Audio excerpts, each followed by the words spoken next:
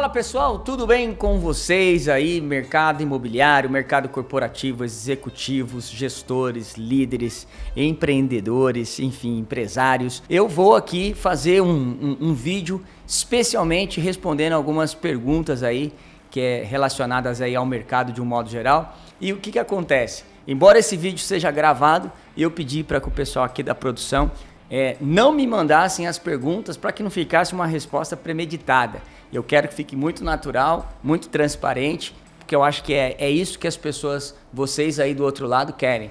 Que tenha uma resposta não programada, não, puxa, eu não entendi essa pergunta, vou lá no ChatGPT para achar uma resposta mais coerente. Não, aqui é preto no branco, papo reto, a gente fala, se a gente não entende da bagaça, a gente procura, mas a ideia é trazer uma coisa bem humana para todos vocês. Então, Danilão, bora aí, já falei demais. Vamos ver o que tem aí, surpresa. Se eu não souber, já vou até adiantar. Se eu não souber, eu vou falar, olha, não sei isso, vou pesquisar. Literalmente falando. Ou dizer que eu não tenho opinião a respeito. Espero que não tenha polêmicas. Vamos lá. Magno, acabei de assumir a gestão de uma equipe de vendas e estou com um pouco de dificuldade para ganhar a confiança dos corretores. E como você faria para ganhar a confiança quando você é um líder novo e para alinhar as expectativas com eles? Um gestor que assumiu uma equipe que está com dificuldade de ter a confiança.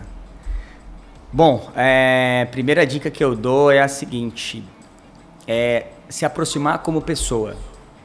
Extremamente importante você se aproximar como pessoa, entender um pouco o perfil da sua equipe, saber quem são as pessoas que estão inseridas ali na sua operação. Confiança você não ganha, você conquista. Então, confiança você não impõe pelo cargo, mas você conquista pela referência. Então, a dica que eu dou saiba quem você é, o que de bom você tem a dar às pessoas e construa esse relacionamento, construa esse engajamento no dia a dia. Não adianta você chegar na equipe e já chamar todo mundo para uma reunião e começar... Não, traz para um papo informal, traz para uma visão clara daquilo que você pensa enquanto gestor, enquanto líder. As pessoas precisam saber quem você é, precisam saber um pouco da sua visão e aos poucos você vai adquirindo naturalmente essa confiança. Magno, estou com uma equipe muito desmotivada porque as vendas estão abaixo da meta repetidas vezes. O que você faria, quais estratégias usaria para reverter essa situação? Caramba! Vamos lá, a equipe está desmotivada porque as vendas estão muito baixas. Bom, primeiro é você identificar se o resultado, né, ou o não resultado de vendas tem alguma relação direta com essa equipe. Porque se tiver uma relação direta com essa equipe, ela é ruim. Né? Porque se ela está desmotivada porque o não volume de vendas está ocorrendo por fatores que não dependem deles, vou dar um exemplo. A equipe não está vendendo porque não está tendo uma campanha de marketing. A equipe não está vendendo porque o produto é ruim. A equipe não está vendendo porque não tem condições de venda. A equipe não está vendendo porque não tem uma estrutura. Aí é complexo, porque daí você vai ter que de alguma forma blindar a equipe e tentar extrair delas, ainda que seja muito difícil, né, uma resiliência de operar nesse quesito. Então, a primeira coisa que eu falo, antes mesmo de falar da equipe, o que fazer com a equipe, é entender o motivo pela qual a equipe está desmotivada em relação ao resultado da venda. Porque, repito, se houver uma relação direta de que o não resultado se dá pela equipe, ou seja, preço é bom, tem campanha, né, a empresa dá estrutura, esquece. Você vai perder tempo em querer motivar uma equipe ruim. Primeira coisa que eu falo comece a substituir as pessoas, porque o problema seu literalmente está nessas pessoas, nessa equipe. Agora, se for outros fatores, eu acho que aí é uma questão de você se colocar à frente e blindar a sua equipe. Blindar de forma com que você consiga, de alguma maneira, né, eximir elas de todo esse embate. Ou seja, o líder muitas vezes ele precisa ter a famosa costa larga, que é quando você blinda a sua equipe de algumas vulnerabilidades da operação. Por exemplo, a empresa está sem fluxo de caixa para poder investir em marketing. vai encontrar alternativas criativas com o time para poder vender mais. A empresa, de repente, não está com uma estrutura legal, vai encontrar meios para promover isso. Tome muito cuidado, né, de não confundir uma equipe desmotivada por falta de uma questão que não está relacionada à equipe, porque daí senão você pode tomar uma atitude errada. Então acho que a dica é, em primeiro, entender o porquê que não está vendendo, se isso tem correlação com a equipe ou não, e não tendo correlação com a equipe, eu acho que a dica é blindar isso bastante e tentar de alguma forma usar criatividade. Gente, liderar é gerenciar recursos e escassez. E o grande líder sempre faz isso. O diretor da empresa quer um aumento imediato nas vendas. Porém, os corretores estão dizendo que o mercado está desaquecido, que o produto não é muito líquido. Como que você equilibraria essa pressão? Bom, vamos lá. Primeiro, eu diria que se você é líder de uma equipe e recebe uma informação top-down da empresa, né? Ou seja, vem ali a diretoria comercial exigindo mais vendas. Você é um líder de vendas, né? Seja do mercado imobiliário ou mesmo que você seja de outro mercado. Tá, vamos lá. Primeiro, nós precisamos construir e desconstruir argumentos. Por quê? Porque muitas vezes o argumento que a equipe te dá, se você não for capaz de desconstruir argumentos evasivos do tipo: o mercado tá ruim. Isso é uma frase genérica, uma frase que não tem fundamento. Não tá fechando a conta. Ou seja, não existe nenhuma operação se não houver dados compilados, transformados em informações. Aquelas informações geram indicadores. Aqueles indicadores na mão de alguém gera poder e capacidade de tomada de decisão. Então você tem que tomar muito cuidado enquanto gestor de não cair em conversas, de não entrar nas entranhas de uma conversa, de um somebody love. Gente, muitas vezes a equipe que não está performando, ela vai encontrar desculpas esfarrapadas para todo e qualquer tipo de situação. Não tá vendendo porque a taxa Selic subiu. Não tá vendendo porque o Donald Trump foi lá e taxou o aço. Não tá vendendo porque tá fazendo muito sol, a onda de calor, enfim. A pessoa que não tem competência para poder justificar seus resultados vai encontrar argumentos e mais argumentos para tudo. Então eu diria que se o diretor pediu, a primeira coisa é você saber os dados estatísticos da operação, até mesmo para poder não confrontar, mas dialogar com o diretor e em uns dados momentos até confrontar. Por quê? Porque se o produto que você está vendendo não tiver uma capacidade de escoamento, ou seja, não adianta, isso aqui não vai vender. A gente veio vendendo nos últimos 4 meses 10 unidades. O diretor vem e fala que quer que venda 40, sem mexer nas variáveis de preço, condição, promoção, outras coisas mais.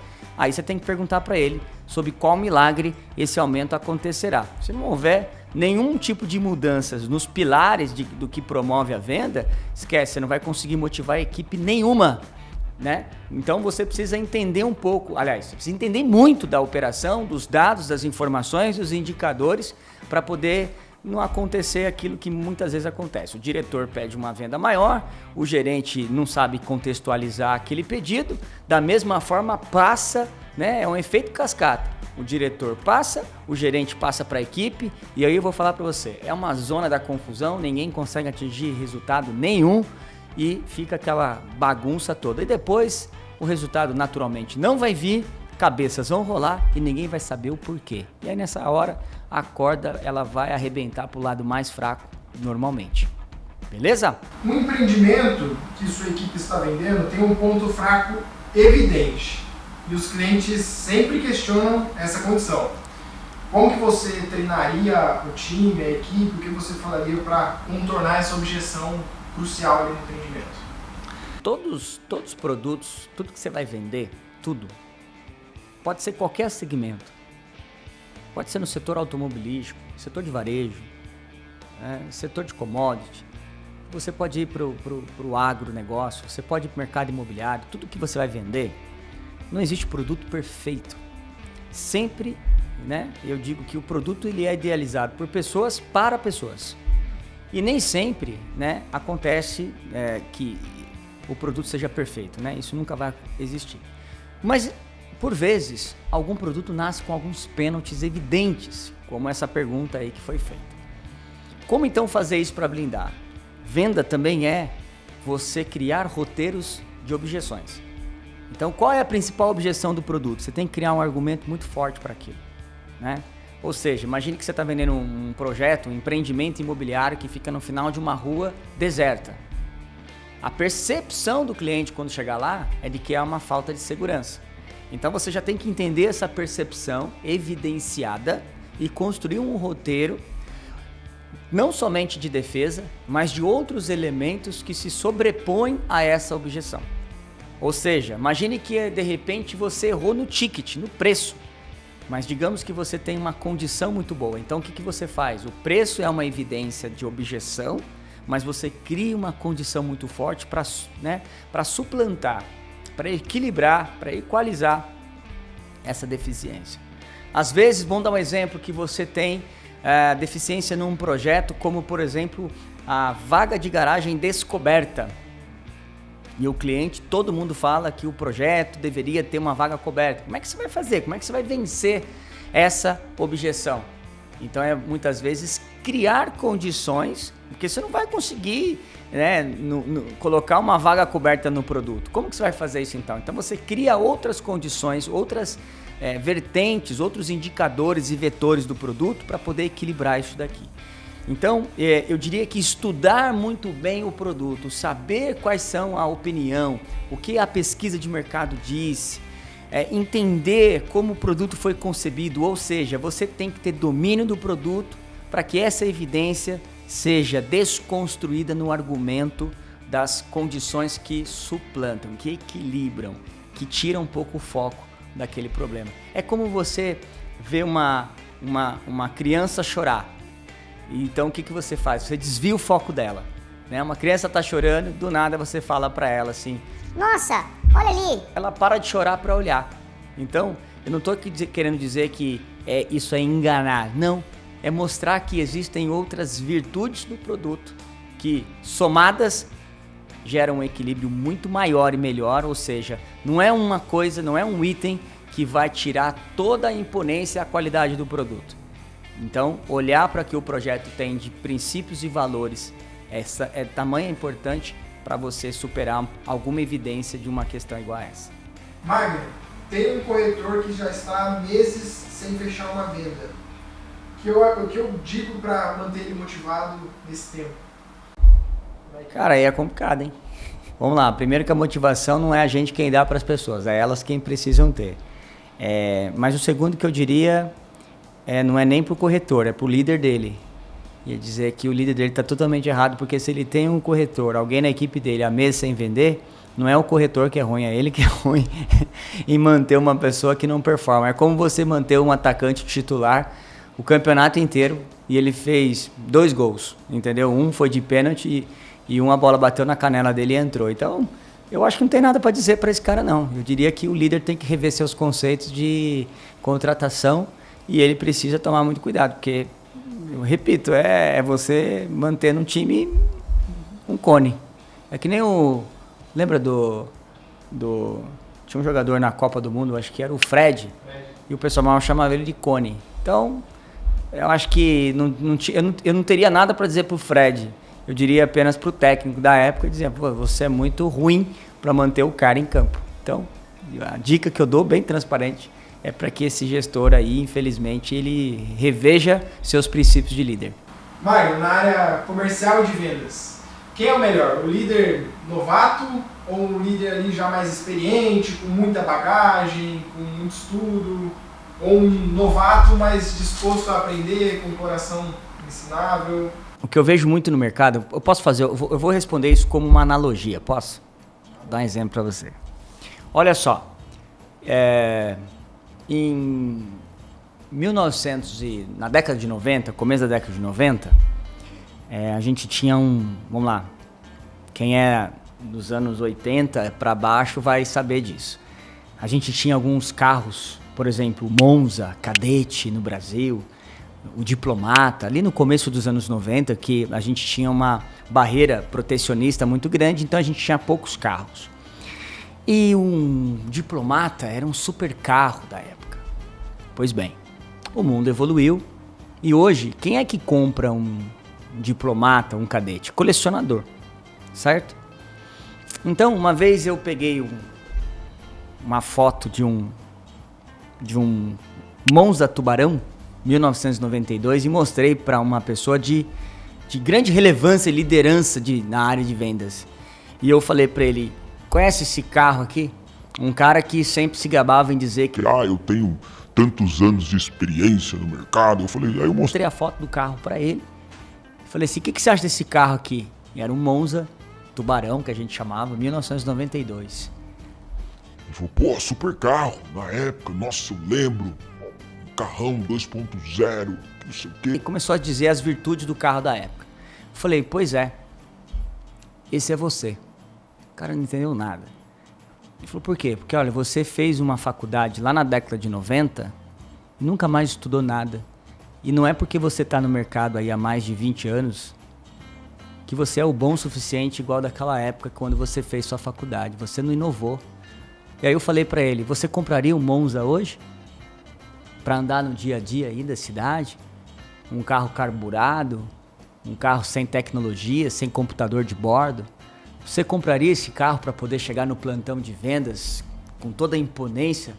Cheguei. Ele falou, não compraria. Então eu falei para ele, será que as pessoas estão comprando você enquanto líder?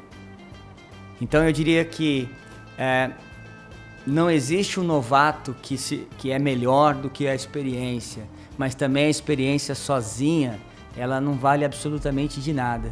Então eu diria que, você precisa continuamente estar aprendendo. Se você continuamente estiver aprendendo, não haverá diferença. Porque a pessoa com a mente aberta, seja ela nova ou com muitos anos de mercado, então você não vai sofrer com etarismo, que é quem é o líder mais velho, e você não vai sofrer o preconceito também com jovial. Aquele moleque ali, aquele menino que acabou de chegar, não conhece nada, eu tô há 30 anos, 20 anos, 15 anos no mercado, ele é um pirralho que não sabe nada. Mas muitas vezes o pirralho que não sabe nada tem a mente tão aberta que conhece mais, porque a experiência que é válida não é de 20, 30 anos. O mercado mudou. A experiência que vale é a dos últimos 6 meses, 12 meses, 3 meses. Então eu diria que o mais importante é quem tem a mente mais aberta.